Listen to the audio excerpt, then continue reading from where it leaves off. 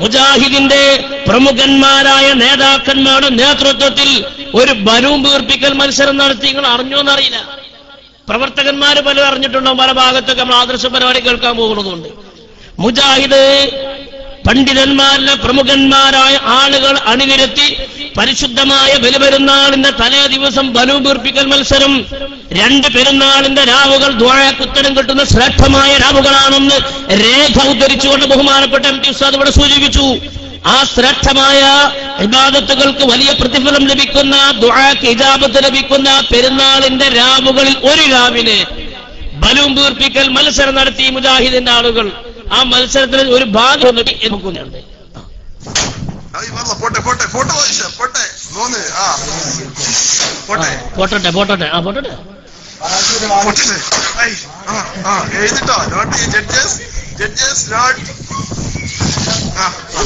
നിങ്ങള് ഇസ്ലാഹി സെന്റർ എന്താ KSSന്റെ ഓഫീസ് ആയിക്കൊണ്ട് നിൽക്കാൻ പറ്റും. ഇവിടെ നമുക്ക് നിൽക്കാൻ പറ്റുമോ? ഇസ്ലാഹി സെന്റർ നേരെ താഴെ 2 താടിച്ച മനുഷ്യന്മാരുടെ നോട്ടീസ് ഈദ് മീറ്റ് അറ്റങ്ങളൊക്കെ താടി പഠിച്ച പെരമേയ മാത്രമുണ്ട്. അല്ല, നമ്മൾ മോശമാക്കി ഉള്ളത് പ്രശ്നമാണ്. എന്റെ മാതിരിയല്ലാതെ പ്രശ്നർത്ഥം. അപ്പൊ ഇങ്ങനെ താടിയുള്ള വലിയ മുജാഹിദിന്റെ പണ്ഡിതന്മാർ പെരുന്നാളിലെ തലേന്ന് ബലൂൺ വീർപ്പിക്കൽ മത്സരം നോക്കിയാണ് നിങ്ങൾ ഇറ്റങ്ങളൊക്കെ വ്യത്യരവസ്ഥ.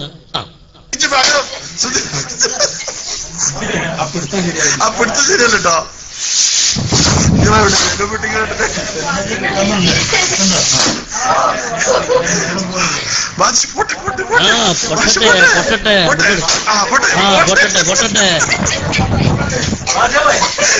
ഞാൻ ചോദിക്കട്ടെ, ഏതെങ്കിലും ബലിപെരുന്നാളിന്റെ തലേ ദിവസം നബി തങ്ങൾ ബലൂൺ പൊട്ടിച്ച ഹദീസ് പറ. എത്ര ബലൂന നബി പൊട്ടിച്ച എണ്ണം എന്ന് പറഞ്ഞാൽ നിങ്ങൾ?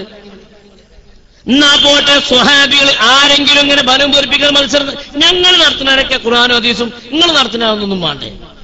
അല്ല, സുന്നികൾ എന്തെങ്കിലും ഒന്ന് ചെയ്താൽ അതിന്റെ ബേക്കിൽ നിങ്ങൾ കൂടുതൽ ഖുർആനിലുണ്ട് ഹദീസ്, ഇതിന്റെ ആയത്തൊന്നും ഓതി ബലിപെരുന്നാൾ തലേ ദിവസം ഇങ്ങനെ ബലൂൺ വീർപ്പിക്കൽ മത്സരം. കുട്ടികളാണെങ്കിൽ തരക്കടില്ല, നോക്കോളിങ്ങള് പോത്തോളം പോന്നാന്ന് ഞാൻ പറഞ്ഞില്ല, പോത്തിന് മോശക്കാരം. അല്ല, അങ്ങനെ ഞാൻ പറഞ്ഞില്ല. വലിയ മനുഷ്യന്മാര് ചെയ്യാണ്, ഇതിനായത്തോ ഹദീസൊന്നും വേണ്ടേ? പോട്ടെ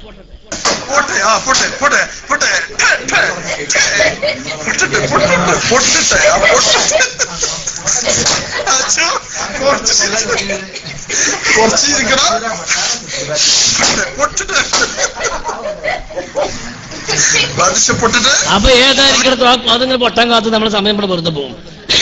അപ്പൊ ഏതായിരിക്കട്ടെ, ഈ രൂപത്തിൽ സുന്നത്ത് ജമാഅത്തിന്റെയും ദീനിന്റെയും നിയമങ്ങളെയൊക്കെ മുഖത്ത് കരിവാരത്തേക്കുന്ന ബിദ്അത്തുകാർ ഒരു ഭാഗത്ത് തഴച്ചു വളർന്നുകൊണ്ടിരുന്നപ്പോൾ, ഇന്നത്തെ കഥയല്ല പഴയ കഥയാണ് പറയുന്നത്, അങ്ങനെ സുന്നത്ത് ജമാഅത്തിന്റെ മുന്നോട്ടുള്ള ഗമനത്തിന് തടസ്സമാകുന്ന രൂപത്തിൽ ആയത്തുകളും ഹദീസുകളും ദുർവ്യാഖ്യാനം ചെയ്ത് ഇങ്ങനെ കൊടപ്പരമ്പൊക്കെ ചരലുകാരി എറിഞ്ഞതുപോലെയുള്ള പടപട പ്രസംഗങ്ങൾ നടത്തി വളർന്നു വരുന്ന യുവതലമുറയെ വഴിതെറ്റിക്കാനുള്ള പ്രവർത്തനങ്ങൾ നടത്തിയ ബിദ്അത്തുകാർ ഒരു ഭാഗത്ത് സജീവമായി രംഗത്ത് വന്നപ്പോൾ, സമസ്ത കേരള ജംഇയ്യത്തുൽ ഉലമ എന്ന ആശയവുമായി ആ കാലഘട്ടങ്ങളിലെ വന്യവയോധികരായ പണ്ഡിതന്മാർ തഖ്വയിലും ഇഖ്ലാസിലും ഏറ്റവും വലിയ അസ്ഥിവാരമിട്ട ജീവിതം നയിച്ചിട്ടുള്ള ആ കാലഘട്ടത്തിലെ പണ്ഡിതന്മാർ ചുരുക്കിന് പറഞ്ഞ വർത്താനല്ല അങ്ങനെ തന്നെ ഉണ്ടായിട്ടുള്ളത്. ഇന്നത് നമുക്ക് ആലങ്കാരിക പ്രയോഗമാണെന്ന് തോന്നും. അങ്ങനെയുള്ള മഹാന്മാരായ പണ്ഡിതന്മാരുടെ നേതൃത്വത്തിൽ സമസ്ത കേരള ജംഇയ്യത്തുൽ ഉലമ രൂപീകരിച്ചു. ഈ സംഘടന രൂപീകരിച്ചത് അല്ലാഹുവിന്റെ പരിശുദ്ധമായ ദീനിനെ സംരക്ഷിക്കാനാണ്. ഈ പരിശുദ്ധമായ ദീനിനെ ചുറ്റും കെട്ടിയ സംരക്ഷണ ഭിത്തിയാണ് സമസ്ത കേരള ജംഇയ്യത്തുൽ ഉലമ. അതല്ലാതെ പ്രത്യേക ഒരു ആരാധനാ കർമ്മങ്ങളോ മറ്റ് പ്രത്യേകമായ പുതുതായി ഉണ്ടാക്കിയ വിശ്വാസ സംഹിതയോ അല്ല സമസ്ത കേരള ജംഇയ്യത്തുൽ ഉലമ. പാരമ്പര്യമായി കിട്ടിയ പരിശുദ്ധമായ ഇസ്ലാം പടച്ചവനിൽ നിന്ന് ജിബ്രീൽ മുഖേന പുണ്യപ്രവാചകർക്കും അവരിൽ നിന്ന് ശേഷം വന്ന മഹാന്മാരെ സ്വഹാബികൾക്കും ലഭിച്ച പരിശുദ്ധമായ ഇസ്ലാം. ആ സ്വഹാബികളെ പറ്റി എന്നാണ് നാം വിശ്വസിക്കേണ്ടത്. ആ മഹാന്മാരായ സ്വഹാബത്ത് കൊണ്ടുവന്ന ദീനിനെ വക്രീകരിച്ച് ഷണ്ഡീകരിച്ച് ദീനിന്റെ നിയമങ്ങളെ പരിഹസിച്ചുകൊണ്ട് ഈ വിഭാഗം കടന്നു വന്നപ്പോൾ തങ്ങൾ നോക്കി നിന്നാൽ പടച്ചവനോട് മറുപടി പറയേണ്ടി വരുമെന്ന ഉത്തമ ബോധ്യമുണ്ടായിരുന്ന ആ കാലഘട്ടത്തെ പണ്ഡിതന്മാരെ സമസ്ത ഉണ്ടാക്കി. കേരളീയ സമൂഹം വലിയ സന്തോഷത്തിലായി. 95% ആളുകളും 100 എന്ന് നമ്മൾ അവകാശപ്പെടുന്നില്ല, ഉള്ളതേ നമ്മൾ അവകാശപ്പെടുന്നുള്ളൂ. കേരളത്തിലുള്ള 95% ആളുകളും ഈ സംഘടനയ്ക്ക് പിന്നിൽ അണിനിരന്നു. ഭാഗ്യവാന്മാരാണ്. ഈ ആളുകൾ ദാറുസ്സലാമിലേക്ക് വിളിക്കുന്ന ആളുകളാണ്. ദാറുസ്സലാമിലേക്കുള്ള വഴി എളുപ്പമാക്കി തരുന്നവരാണ്. തഖ്വയോട് കൂടെ ജീവിക്കാനും അല്ലാഹു ആദരിച്ചതിനെ ആദരിക്കാനും ബഹുമാനിച്ചതിനെ ബഹുമാനിക്കാനും നിന്ദിച്ചതിനെ നിന്ദിക്കാനും വേർതിരിച്ച് മനസ്സിലാക്കി തരാനുള്ള പ്രത്യേകമായ കഴിവുള്ള മഹാന്മാരായ പണ്ഡിതന്മാർ മുഴുവൻ ആളുകളും അവരുടെ പിന്നാലെ അണിനിരുന്നു. എല്ലാവരും അണിനിരുന്നു, ഒത്തൊരുമയോടുകൂടെ അണിനിരുന്നു. ആരാണ് മുമ്പിൽ നിൽക്കുന്നവർ? എല്ലാ നിലക്കും ഇത്തിബാ ചെയ്യാൻ പറ്റുന്ന 100% അനുകരണീയരായ, ചിലരിൽ അനുകരിക്കാനും ചിലരിൽ അനുകരിക്കാതിരിക്കാനും എന്നല്ല, എല്ലാ വിഷയങ്ങളിലും 100% അനുകരിക്കാൻ പറ്റുന്ന, ഇത്തിബാ ചെയ്യാൻ പറ്റുന്ന മുഖ്ലിസീങ്ങളായ പണ്ഡിതന്മാർ ഈ സംഘടനയ്ക്ക് നേതൃത്വം നൽകി. ആളുകളൊക്കെ അതിന്റെ പിന്നാലെ കൂടി. വർഷങ്ങൾ പലത് കഴിഞ്ഞു. ദഅവത്തിന്റെ പല മാർഗങ്ങളും നടന്നു. ഇവിടെ പള്ളി ദർസുകൾ ഔദ്യോഗികവും അനൌദ്യോഗികമായും ഉണ്ടായി. അറബി കോളേജുകളുണ്ടായി, യതീംഖാനകളുണ്ടായി. 1981 ഇസ്ലാമത വിദ്യാഭ്യാസ ബോർഡുണ്ടായി, SKSSF ഉണ്ടായി, SYS ഉണ്ടായി, SBB ഉണ്ടായി, SMF ഉണ്ടായി തുടങ്ങിയ സമസ്തയുടെ സകലമായ കീഴ്ഘടകങ്ങളിലും ആവശ്യമായ സമയങ്ങളിൽ ആവശ്യമായ നിയമ സംഹിതകളോടുകൂടെ ആവശ്യമായ രൂപത്തിൽ മഹാന്മാരുടെ നേതൃത്വത്തിൽ കീഴ്ഘടകങ്ങളുണ്ടായി. ഇടക്കാലത്ത് സമസ്തയിൽ നിന്ന് പലരും മാറിപ്പോയി, മാന്യതയോട് കൂടെ മാറിപ്പോയി. നമ്മൾക്കറിയാം, ബഹുമാനപ്പെട്ട സമസ്തയുടെ പ്രസിഡന്റായിരുന്ന KK സദഖത്തുള്ള മുസ്ലിയാർ വണ്ടൂരിലെ മഹാനവറുകൾ അല്ലാഹു തആല ഖബറ് വെളിച്ചമാക്കി കൊടുക്കുമാറാകട്ടെ. ഖുതുബ അടക്കമുള്ള ഇബാദത്തുകൾക്ക് ലൗഡ് സ്പീക്കർ ഉപയോഗിക്കാമോ പറ്റില്ല എന്ന ചർച്ച വന്നപ്പോൾ അങ്ങനത്തെ ഇബാദത്തുകൾക്ക് മൈക്ക് ഉപയോഗിക്കുന്നത് തെറ്റില്ലെന്ന് 39 മുശാവറ പണ്ഡിതന്മാരെ ഏകോപിച്ചു പറഞ്ഞപ്പോൾ ഞാൻ അതിനോട് വ്യക്തിപരമായി വിയോജിക്കുന്നു എന്ന് പറഞ്ഞ് സ്വന്തം ലെറ്റർ പേരിൽ രാജി കൊടുത്ത് മാറിപ്പോയ മാന്യത കാണിച്ചു മഹാനായ സദഖത്തുള്ള മുസ്ലിയാർ. അദ്ദേഹത്തിന് അവകാശപ്പെടാമായിരുന്നു, ഞാൻ പ്രസിഡന്റാണ്, അതുകൊണ്ട് ഉള്ള തെങ്ങുമെന്നുള്ള തേങ്ങ 4 ഭാഗം എനിക്ക് തരാം, മക്കാമിൽ കിട്ടുന്ന വരുമാനം കുറച്ചു ഭാഗം എനിക്ക് വേണം എന്ന് അവകാശപ്പെടാമായിരുന്നു. അങ്ങനെ മഹാനവർകൾ പോയിട്ട് എന്തേ ചെയ്തത്? സംസ്ഥാന കേരള ജംഇയ്യത്തുൽ ഉലമ ഉണ്ടാക്കി. ഈ പേരിൽ സംഘടന ഉണ്ടാക്കിയില്ല, സംസ്ഥാന കേരള ജംഇയ്യത്തുൽ ഉലമ ഉണ്ടാക്കി. മൂപ്പരൊക്കെ മാന്യമായ പണി ചെയ്തു. നമ്മൾക്കറിയാം, ഇന്ത്യൻ യൂണിയൻ മുസ്ലിം ലീഗിന്റെ അഖിലേന്ത്യാ നേതാവായിരുന്ന ബഹുമാനപ്പെട്ട ഇബ്രാഹിം സുലൈമാൻ സേട്ടു സാഹിബ് ചില വിഷയങ്ങളിൽ മുസ്ലിം ലീഗുമായിട്ട് ഇടഞ്ഞു. അദ്ദേഹം മാറിപ്പോയി. എന്നാ മൂപ്പർക്കും എന്താ ചെയ്യേണ്ടേ? ഞാൻ പ്രസിഡന്റ് ആയിരുന്നു, ഞാനൊരു ഇന്ത്യൻ യൂണിയൻ മുസ്ലിം ലീഗ് ഉണ്ടാക്കാന്ന് മൂപ്പര് കരുതിയില്ല. മൂപ്പര് നാഷണൽ ലീഗ് ഉണ്ടാക്കിയ മൂപ്പര് നല്ല ബാപ്പാന്റെ കുട്ടിയാണ്. നാട്ടിൽ പിത്തനുണ്ടാക്കണമെന്ന് കരുതിയില്ല. ഇന്ദിരാഗാന്ധിയുടെ കോൺഗ്രസിന്റെ ജീവാത്മാവും പരമാത്മാവുമായ കേരളത്തിൽ പ്രവർത്തിച്ച ശ്രീ കരുണാകരൻ ആ പാർട്ടിയിൽ നിന്ന് പുറത്തുപോയപ്പോൾ ഞാൻ ഇതിന്റെ ചാണക്യനായിരുന്നു. അതുകൊണ്ട് ഞാനും ഒരു ഇന്ദിരാന്റെ കോൺഗ്രസ് ഉണ്ടാക്കാന്ന് കരുതിയില്ല. സാധു DIC ഉണ്ടാക്കിപ്പോയി. അയാൾ നല്ല അച്ഛന്റെ മോനാണ്. അത് മാന്യതയുള്ളൊരു ചെയ്യേണ്ട പണിതാണ്. എന്നാൽ ഈ സംഭവങ്ങളൊക്കെ കഴിഞ്ഞതിന് ശേഷം 1988-89 കാലഘട്ടങ്ങളിൽ കലുഷിതമായ സാഹചര്യം ഇവിടെ ഉണ്ടായി. ഞാൻ കലുഷിതം എന്ന് പറഞ്ഞത് അന്ന് സാഹചര്യത്തിന്റെ അവസ്ഥ അനുസരിച്ചാണ്. ആ സാഹചര്യത്തിൽ കാന്തപുരം AP അബൂബക്കർ മുസ്ലിയാരുടെ നേതൃത്വത്തിൽ ഏതാനും ആളുകൾ മാറിപ്പോയിട്ട് അവരെന്തേ ചെയ്തത്? ഇതേപോലെ സമസ്ത കേരള ജംഇയ്യത്തുൽ ഉലമ എന്ന പേരിലൊരു സംഘടന ഉണ്ടാക്കി രജിസ്റ്റർ ചെയ്തു. നോക്കി നിങ്ങൾ, അവരുടെ ലക്ഷ്യമെന്താണ്? സമുദായത്തിൽ കുഴപ്പമുണ്ടാക്കലാണ്. അവർക്ക് വേറെ പേരൊരു സംഘടന ഉണ്ടാക്കാം. കാരണം ഇത് മതേതരത്വ റിപ്പബ്ലിക്കൻ രാഷ്ട്രമാണ്. ഈ രാജ്യത്ത്, ഇന്ത്യ രാജ്യത്തിന്റെ നിയമത്തിന്റെ ഉള്ളിൽ അധിഷ്ഠിതമായി ആർക്കും സംഘടന ഉണ്ടാക്കാനും അവനവന്റെ മതമനുസരിച്ച് പ്രത്യയശാസ്ത്രമനുസരിച്ച് ജീവിക്കാനുള്ള മൗലികമായ അവകാശമുണ്ട്. അത് ഇന്ത്യ രാജ്യത്തിന്റെ ഭരണഘടനയിൽ ഡോക്ടർ അംബേദ്കർ എഴുതി വെച്ചിട്ടുണ്ട്. The state shall endeavor to succor for the citizens a uniform civil code throughout the birthday of India.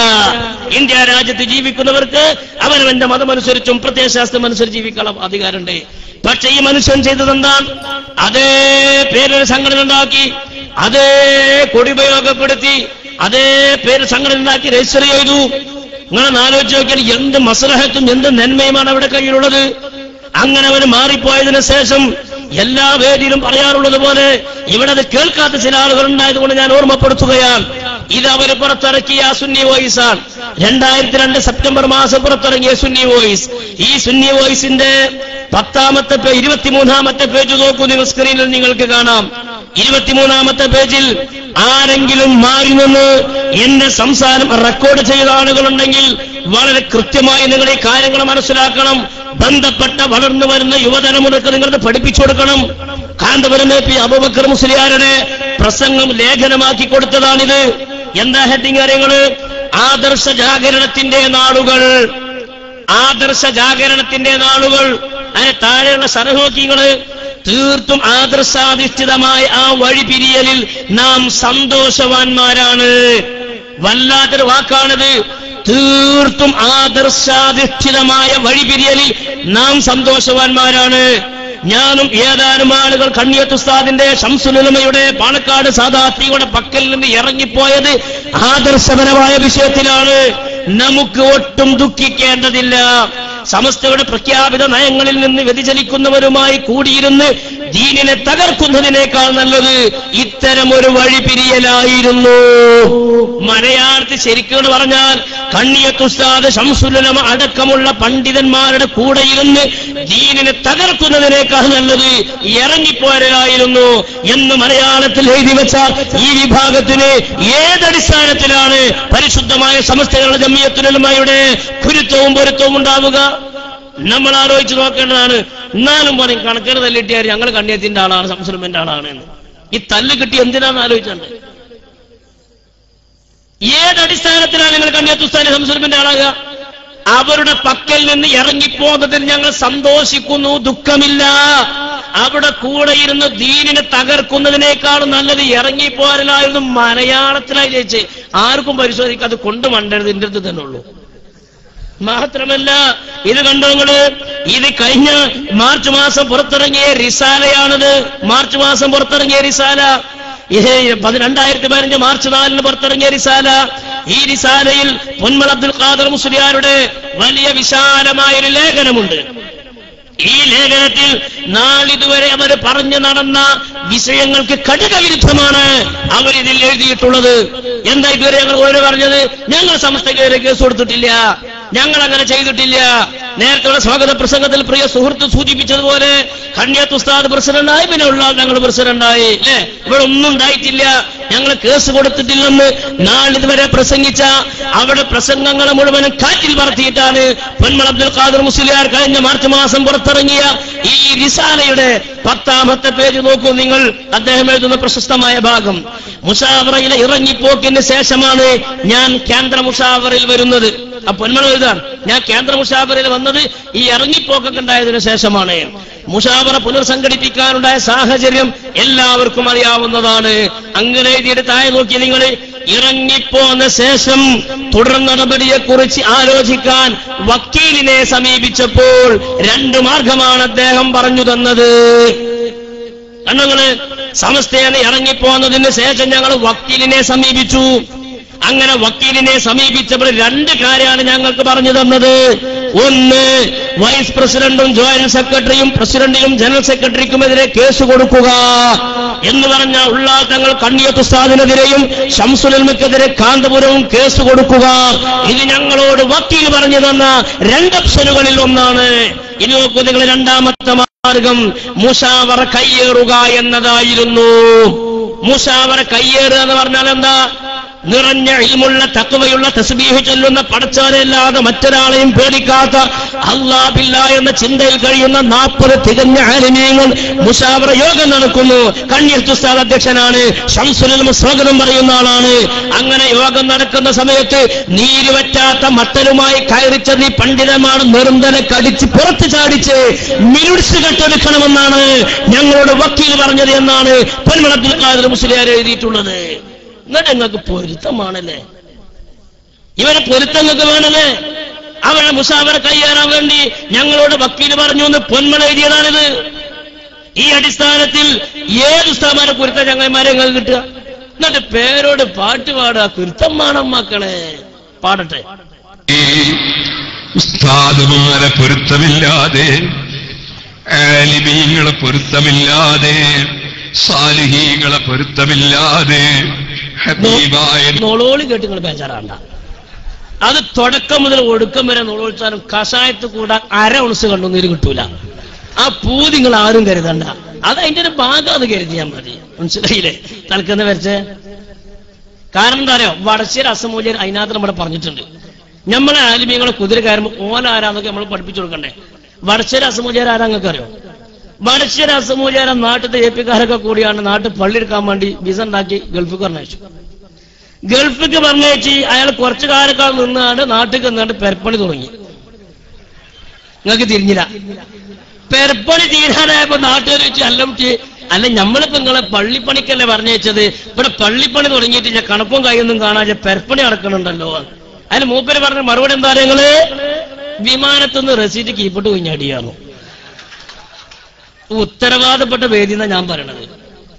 സമസ്തക്കെതിരെ പറയുമ്പോ കുറച്ചൊക്കെ ഒന്ന് ആലോചിച്ചണേ. റെസീറ്റ് കീപ്പിട്ട് വീണുകാറും. അപ്പൊ യോഗത്തിൽ പങ്കെടുത്ത കാക്ക പറഞ്ഞു, ഉണ്ടാകുക ഞാൻ നന്നായി ചെയ്യാറ്. അല്ല, ഉണ്ടാകുമ്പോഴേക്കാണ് ഈ പെരപ്പണി നടക്കൂലല്ലോ. അല്ല, അയ്യാതി നുണ പറഞ്ഞ് തട്ടിപ്പറ്റിയാളുടെ വടശ്ശേരി മുല്ലാരെ ഇനി സമസ്തക്കെതിരെ പറഞ്ഞാൽ ഓർമ്മപ്പെടുത്തുകയാണ്, വെട്ടുകാടുള്ള SKSSF പ്രവർത്തകന്മാർ ഉറങ്ങിക്കിടക്കുന്ന സിംഹങ്ങളാണ്. അവരെ ഉണർത്തിയാൽ ഇവിടുത്തെ SSFകാർക്ക് തല ഉയർത്തി നടക്കാൻ കഴിയില്ലെന്ന് ആമുഖമായി ഓർമ്മപ്പെടുത്തുകയാണ്. ഇവിടുത്തെ കുട്ടികൾ ഉറങ്ങിക്കിടക്കുന്ന സിംഹങ്ങളാണ്. തോന്നിയാസം പറയാൻ വന്നാൽ ഞങ്ങൾ ഓരോന്നിങ്ങനെ പുറത്ത് കണ്ടിടും. മണത്തിട്ടാണ് നടക്കാൻ വയ്ക്കൂല. ഇത് തൽക്കാലാണ് റസീറ്റ് കൊഞ്ഞാടിയ കഥ. രണ്ടാമത്തെ ഞാൻ സൗകര്യം പിന്നെ പറയാം. ഉസ്താദുമാരെ പൊരുത്തമില്ലാതെ, ആലിമീങ്ങളെ പൊരുത്തമില്ലാതെ, സാലിഹീങ്ങളെ പൊരുത്തമില്ലാതെ ഹബീബായ നബി തങ്ങളുടെ സമീപത്തെ പ്രവേശനമില്ല കേട്ടോ. അവിടെ നിൽക്കട്ടെ. അതെന്താ പറഞ്ഞത്? ഉസ്താദുമാരെ പൊരുത്തല്ലാതെ റസൂലുള്ളാഹിന്റെ അടുത്തേക്ക് എത്താൻ പറ്റൂല. അതിന് പച്ച മലയാളം ഏപ്പിക്കാർക്ക് റസൂലുള്ളാഹിന്റെ ശഫാഅത്ത് ഉണ്ടാവില്ല എന്നാണ്. കാരണം ഈ ഏപ്പിക്കാർക്ക് എങ്ങനെ ഉസ്താദുമാരെ പൊരുത്തുണ്ടാവുക? അവർക്ക് സുന്നത്തെ ജമാഅത്ത് കുറഞ്ഞുകൊണ്ട് ഇറങ്ങി പോകുന്നു എഴുതിയതാ ഞാൻ നേരത്തെ റിസാലയിൽ സുന്നി വോയിസിൽ വായിച്ചത്. അവർക്കെതിരെ കേസ് കൊടുക്കാൻ പറഞ്ഞ് മുസാഫർ കയ്യേറാൻ വേണ്ടി വക്കീൽ ഞങ്ങളോട് പറഞ്ഞു എന്നാണ് അദ്ദേഹം ഇവിടെ റിസാലയിൽ എഴുതി വെച്ചത്. ഇങ്ങനെ എഴുതുക വഴി, ഇങ്ങനെ പ്രസംഗിക്കുക വഴി ഏതർത്ഥത്തിലാണ് വന്യവയോധി